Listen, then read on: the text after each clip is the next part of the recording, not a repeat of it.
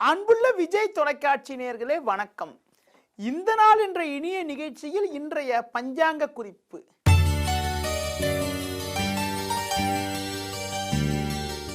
27/4/2015 சித்திரை மாதம் 14ஆம் தேதி திங்கட்கிழமை.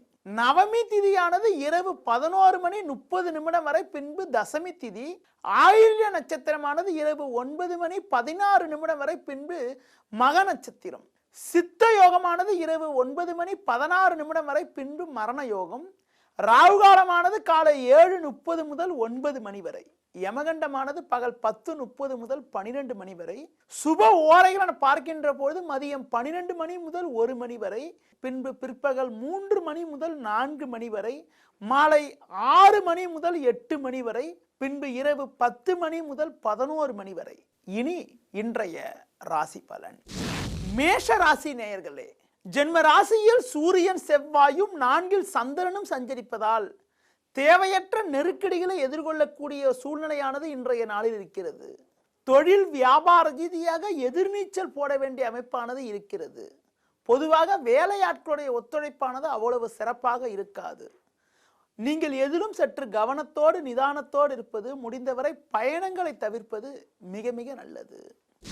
ரிஷப ராசினியர்களே, சுக்கிரனவர் ஜென்ம ராசியில் அமையப்பெற்று 3இல் சந்திரனவர் சஞ்சரிப்பதால் உங்களுடைய கனவுகள் நினைவாகும். நெருங்கியுடைய ஒத்துழைப்பானது மிக மிக சிறப்பாக இருக்கும். தொழில் நிமித்தமாக இருந்த போட்டி பொறாமைகள் எல்லாம் விலகி ஏற்றமும் அனுகூலங்களும் ஏற்படக்கூடிய ஒரு இனிய நாளாக இன்றைய நாள் இருக்கும். குறிப்பாக நெருங்கியவர்களை அனுசரித்து சென்றால் ஏற்ற மிகுந்த பலன்களை எளிதில் அடைய முடியும். மிதுன ராசினியர்களே, தனஸ்தானத்தில் சந்திரன் குரு இணைந்திருந்து லாபஸ்தானத்தில் சூரியன் செவ்வாய் அமையப்பட்டிருப்பதால் பல்வேறு வகையில் சாதகமான பலன்கள் உண்டாகும். இருந்து வந்த மறைமுக எதிர்ப்புகள் எல்லாம் இருந்த இடம் தெரியாமல் மறையக்கூடிய ஒரு இனிய நாளாக இன்றைய நாள் இருக்கும்.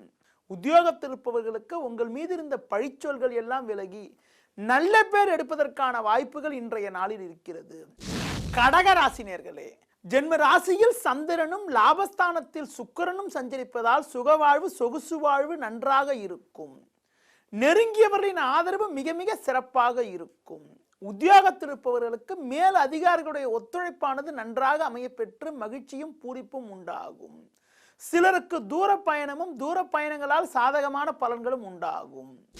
சிம்ம ராசி நேயர்களே, சூரியனானவர் உச்சம் பெற்று 10இல் சுக்கிரன் சஞ்சரிப்பது பல்வேறு வகையில் சாதக பலன்களை ஏற்படுத்துவது மட்டுமில்லாமல் பண வரவானது திருப்திகரமாக இருக்கும். சந்திரனானவர் 12ஆம் வீட்டில் இருப்பதால் சிலருக்கு சின்ன சின்ன பிரச்சனைகள் ஏற்பட்டாலும் பெரிய கெடுதிகள் இல்லை.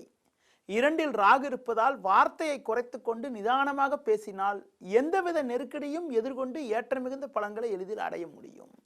கன்னி ராசினியர்களே, சுக்கிரனும் புதனும் 9ஆம் வீட்டில் அமையப்பெற்று லாபஸ்தானத்தில் சந்திரன் குரு சஞ்சரிப்பதால் உங்களுடைய கனவுகள் எல்லாம் நினைவாகி ஏற்ற மிகுந்த பலன்கள் உண்டாகும்.